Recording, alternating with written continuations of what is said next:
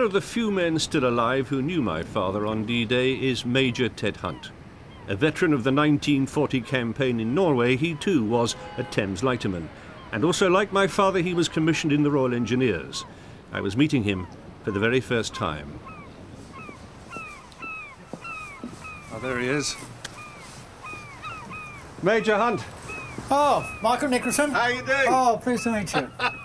And the medals this too. Is good. Oh, dear. Oh, lovely to see you. Am I suitably dressed? Oh, you certainly are. You're looking grand. Oh, well, you're the first man, the only man I've met who knew my father. The only man in the regiment that I've met. Well, it's incredible. All the, 60 years on, and suddenly I meet somebody for the first time. Amazing. Yes. In fact, you look a bit like my old man. Oh dear. Yeah. Is that a good sign? I think. I wish I could tell him. I got some photographs. I'll show them later on to you. That's fine. Well, look, thanks for coming. It's marvellous.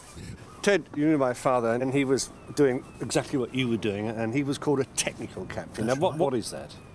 Well, in a unit like in the water transport, which were men who were specialised in a particular skill, he'd be responsible for all the work done by the crews. All the tug crews, rhino crews, barge crews, motorboat crews, everyone connected with the work. Now, these rhinos were floating platforms which could carry 50 vehicles at a time. They were used to transfer vehicles, artillery and tanks from the landing ships to the shore. In good conditions, you could get vehicles ashore in 6 minutes. 6 minutes, oh yeah. Wow. Were you under fire at all? Yes, we were. I got a very small shell splinter, always been lucky, you know. If it had been lower, I'd have lost an eye. If it had been any bigger, I wouldn't be here. You'd be talking to someone else.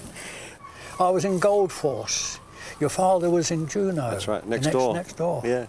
And then there was Sword, and the people on Sword were the unluckiest of all. In fact, they had to stop landing there after a couple of days because they were under constant fire from the heavy guns on the other side of the River Orme.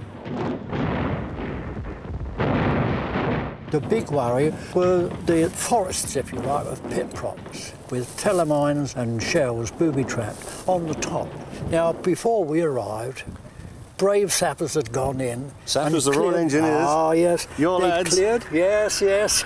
They cleared a pathway for invasion craft, and knowing how wide we were, 42 foot, there were these gaps, and we had to find them. So sorry, Ted, you had these little avenues that had been cleared, but either side of that were the mines. That's right. And the thing so is, you had to get it right?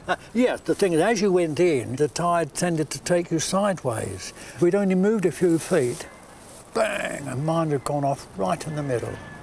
Very dark green smoke, because we all hit the deck, and when it cleared, no casualties.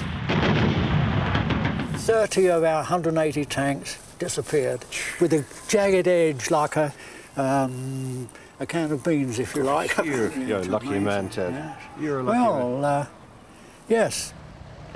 But what did impress me and my men and kept morale really high was the fact that 1 in 4 LSDs was fitted as a hospital carrier. Sergeant Shepherd, wounded on D-Day morning, was in Netley Hospital that night, or in the early hours. They reckon he was there by 2 o'clock next morning. Back in the UK. He'd done it almost in 24 hours.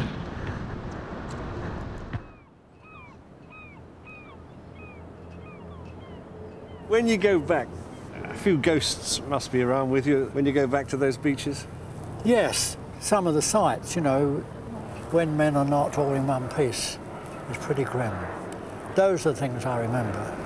It really, it's the men lying on the beach, not moving, and thinking, I hope to be having breakfast tomorrow.